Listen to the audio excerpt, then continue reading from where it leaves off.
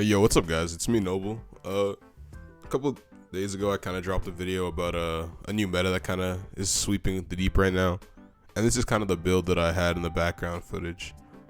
I kind of want to preface this by saying that like that last video went crazy. Like, I did not expect that level of support or like views or anything, or like just sub growth in general.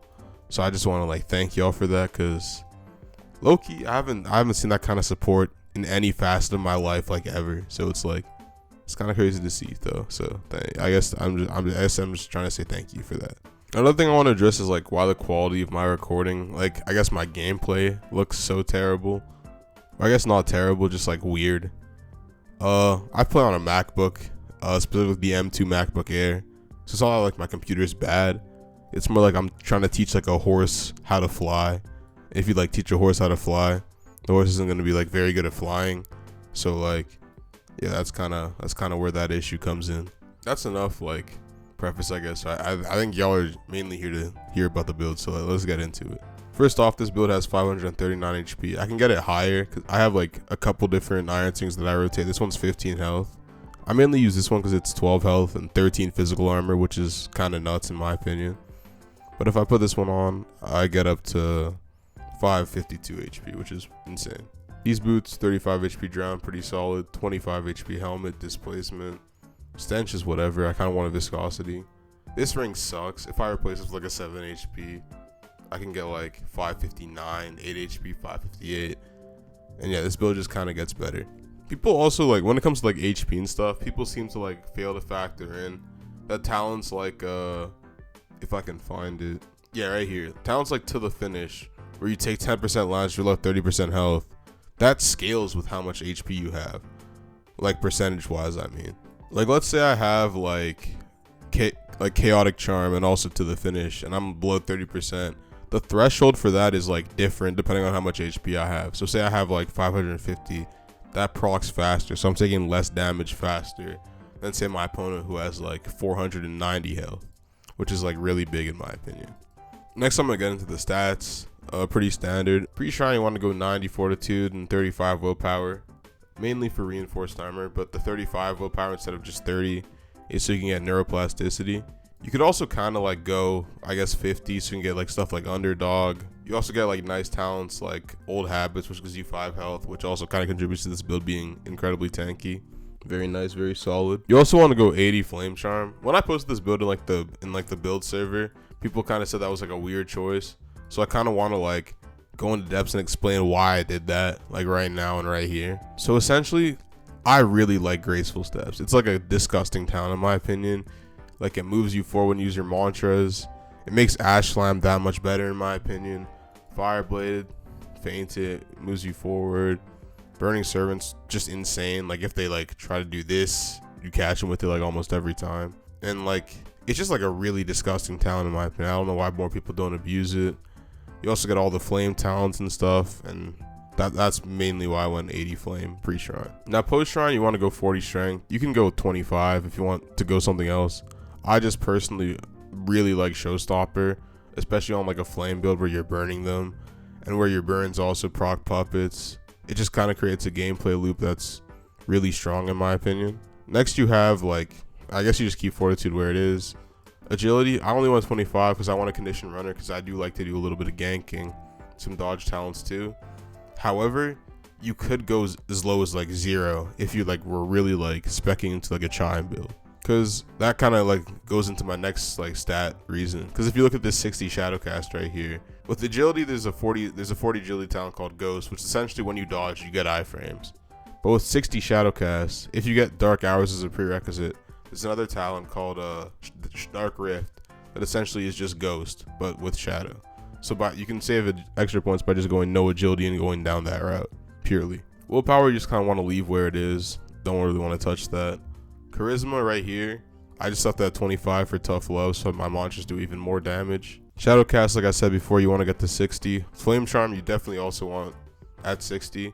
You can definitely go lower. Like you could probably just go 40 Flame Charm. You can get level 3 monsters, which still should be solid. You get burning servants, which you definitely do. I mean, like Twisted Puppet, same difference, but you definitely do want that. And yeah, it's pretty big. Medium weapon, if you see mine, it's a little bit weird. I went 32 just because I wanted to like juice a little bit more damage on my katana. But like I said, like you could go as low as 22 and your damage will still be like fine. I only did this because I felt like it. For mantras, I personally went with Ash Slam. Really good mantra, good damage. You get good heals out of Bloodless. It knocks them away. It makes space. It's just very solid. Shadow Eruption, it's really big. It's like really wonky. It hits just randomly sometimes. Does like pretty good damage too. And when you have a Warding Radiance proc, like that partisan puts in work. And it does a good posture. Fireblade, guard breaker, applies pressure, pretty standard.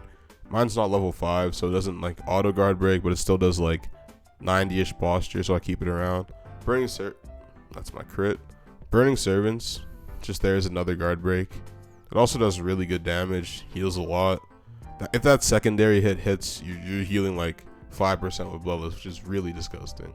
Again, level 4, but it's still like block breaks really consistently. Like I'd argue better than Fireblade does. Rising Shadow, just one of the best like launchers in the game. It's disgusting when it lands. Like they're just eating some devious body shots whenever you land that bullshit. Flame Assault, just really big, really good to hit. Like if you throw it out, people like not because the visual size of it is a lot smaller than the actual size. So if you throw it out, people just not expect it to hit, and they'll like fail to parry, and you'll catch like a free like 3 or 4% from Bloodless, which is really nice. Flame Wisp, just passive heals. You can also go Reinforce. I wanted to, and I might run more layer 2s just so I can, because like it's just more healing plus Blood Shadow. You really just can't go wrong with it. Radiant Kick, and you see how it's like off to the left here. I don't really like to use Radiant Kick. I know it's really good. It would probably just make this build better, but I'm not really a fan of the mantra personally. What I thought, like post making this build, and the version I'm gonna post in like the description when this video's over, is that like I think I should have went Star Kindred, because when I think about it, getting plus 8 HP on this build would be gross, and Sinister Halo just for block pressure would be actually really disgusting too. For enchants, I actually have like quite a few on this build. I have the Scimitar. It's mainly just like a joke. It's there. Providence Thorns for like Primadon PV and stuff, but also just because in a fight over time there's a lot of percentage chip damage, and you can kind of just win a fight with it sometimes. I have Vampirism. Even though my M1s don't do that much damage, it does kind of help in a pinch. Metal, it takes away their armor over time, which is really helpful, because I don't think many people know this, but metal is actually, it's a percentage. It's not based on how much damage you're doing. So say once you get their like armor like completely stripped, your monsters are doing more damage, you're just overall doing more damage to them. It's kind of just like, in that sense, in like say you're in a fight of attrition, it's just like a better version of Grim. The main enchant I rock though is Solar, and I'll explain why. Solar, I think I saw a Song Seeker. If I can demonstrate, when you M1 someone with Solar, it procs a mark on them. When you vent someone with that mark, you get their tempo. That doesn't come back. But essentially, when you steal their tempo, like they gotta fight to get that back. And basically, M1, steal their tempo, you just do that over and over again. And essentially, they just have no tempo. And say you're giving someone some like devious cranial body shots to the dome, and they're just eating your flame combo. They really just have no way to get out of it. I think I can like post a clip here so y'all can see. But like, they just end up eating like some devious combos because of Solar that otherwise they wouldn't have. It's like, I think the best way to describe it is like, it's like having a mini version of Collapse Lung on your build that like kind of procs over time. And Collapse Lung doesn't give you anything in return. Solar just gives you more tempo back also, so you can vent more. It's kind of just like a net positive to your build, in my opinion.